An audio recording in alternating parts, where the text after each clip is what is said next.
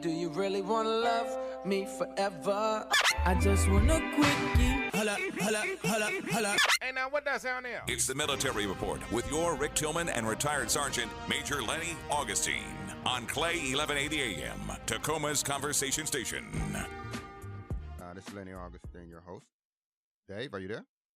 Proud and steadfast. Good morning. Yes, yes. Hey, welcome. Hey, welcome to the team. We forming a formation. We're putting together a formation, Dave. I like it. Hey, good morning to you. Where are you calling from, though? Good morning once again. I am in Aptos, California, with my significant other. Wow. And we're very, very humbly proud to be here on your radio show. Thank you very much, and thank you, Leslie, very much for inviting us. Dave, thanks for your service. Tell us a little bit about yourself, real quick. There's a whole heck of a lot going on. I know you're a veteran. Yes. I spent 7 years as a 68 Whiskey healthcare specialist combat medic. I deployed twice with the 528th Area Support Medical Company out of Washington. Coincidentally, I was up at Fort Lewis for a good chunk of time. Hey, thanks for your service. Thank you very much. And then I spent 3.5 years as the NCOIC of the Presidio of Monterey's Army Health Clinic here at Monterey, California. California, huh? Now, I see on your resume that you're a radio host as well. True story. My battle buddy and I, we are out here in Santa Cruz, California on AM 1080, and we have the Veterans Take Charge radio show. It's very similar to what you are doing with the Military Report, in the sense that we talk about local, national, and international issues, as well as things in the veteran community across the country, things that are promoting new ways and new outside-the-box therapies and modes of rehabilitation for things like post-traumatic stress or addiction, military sexual trauma, and all of things that are affecting the warfighter community. That is so cool. Well, awesome show. We're going to have a great conversation today. Now, how did you meet Leslie? How you and Leslie come to know each other? It's all through networking and through the internet. You know, I know Leslie's in New York, and we're clear across on the other side of the country. But she has a program. She has her games, the Mission Homefront. That is, I absolutely love what she's doing. And so, by ways of reaching out to different people, we kind of cross paths and have built a good relationship, I'd like to think. Now, have you used the game? Absolutely. Have you seen it? Have you seen the Mission Homefront? Yes. We brought Leslie on the radio show, and she donated 2 copies of the game, and my significant other, Gianna Matthews, and I have had an ongoing game for about a year now, and we're really hoping, fingers are crossed, for an expansion pack. Tell me about the experience. Working on it.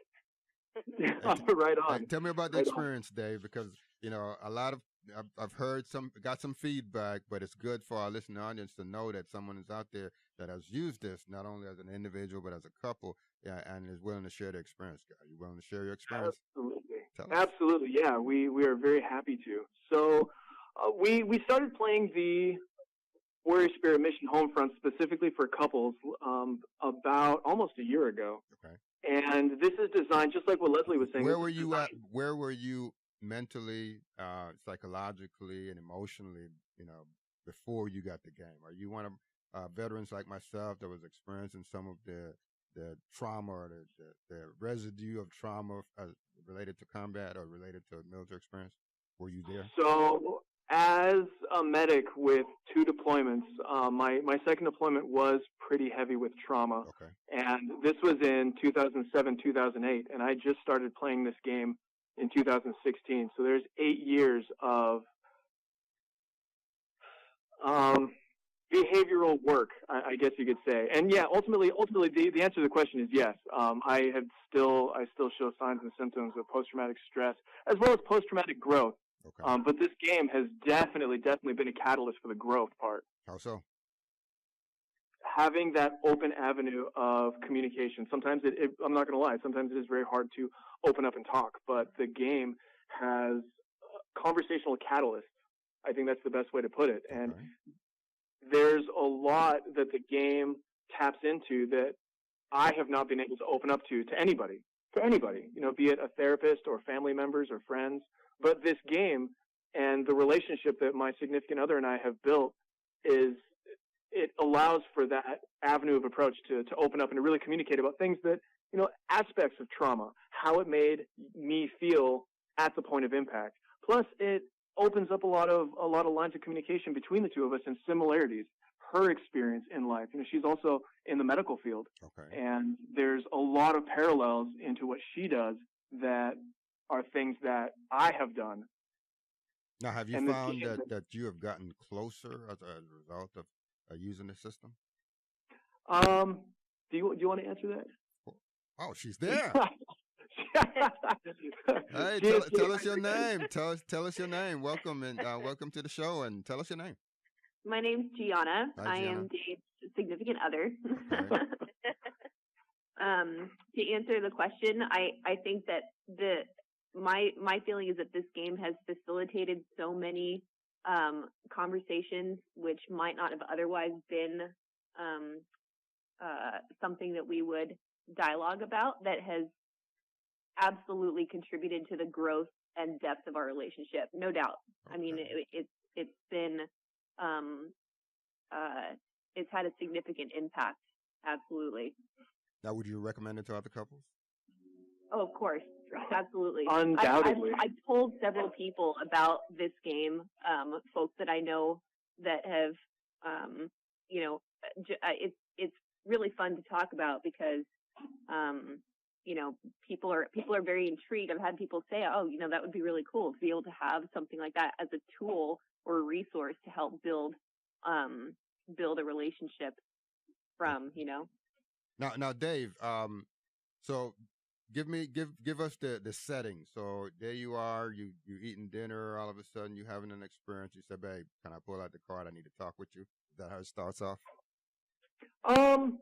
Typically, the way that it first started was the traditional rules. We sat down and we rolled the dice, and anything that popped up, we had the conversation or we drew the picture, and we definitely shared. There's some specific questions that are intended for both people to share, but a lot of the time, the question that's posed to one individual turns into a conversation. And what started as the traditional game setting turned into, whenever we were cooking dinner, we would roll the dice. And, throughout the day or throughout the evening, just going back to that. And I'm not going to lie, we've gone through the whole deck at least 3 times. Wow. Wow. That's phenomenal. And I'm taking it's that. Fun. So it's really as a part. So as you going through now the game, you and your significant other, and you're falling in love over again. Hey, they say you can never fall in love just one time with that one person, right? So not with her. It's daily. You can fall exactly right, exactly. So I'm thinking the cards, and the game and the system is now. So where do you feel you are in relationship to where you were when you started? I'm sorry. Say that again. Where do you feel you are in relationship to where you started, as it relates to the trauma or some of the post-traumatic experiences that you've had? I have found a tremendous amount of security and comfort with Gianna through these games. Again, talking about trauma and vulnerability is not easy for people, but now I find comfort and refuge in her presence and her conversations with things. If I'm having a nightmare or if I'm having any kind of anxiety during the day, if something happens that is triggering, that brings back those memories, there's no thought to myself like I feel alone and I have to deal with this on my own. I know that Gianna has my back. I know that she has that emotional safety net for me that I otherwise would not have found. If I have to talk to the VA, I got to wait 3 months or 6 weeks or whatever the case is. But here I have my significant other, the one person who is in that role specifically to be my life partner, as somebody I 100% truly trust. And the one person that benefits the most, well, the second most important person that benefits the most from this whole experience. Well, Dave and Gianna, I want to thank you for being on the show today. I've got my lines are blinking, blinking, so I need to get to the other folks. Thank you, guys. But let me ask you one more question before I go into break. Dave, real quick, have you shared this experience with Leslie, and have you been a part of the team that sends a message out that this is something that everybody should have?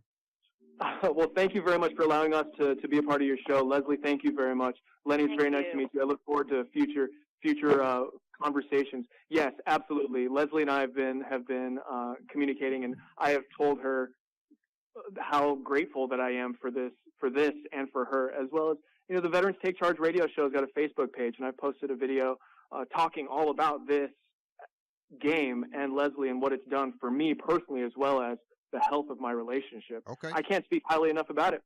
Well, we're looking forward to partnering up with you, Dave and Gianna. Y'all continue to fall in love over and over again. That is a beautiful thing. Thank you. We'll talk again soon. Blessings. Thank you so much. The Military Report is number 1 when it comes to veteran-related topics, exclusively on KLAY 1180, Tacoma's conversation station.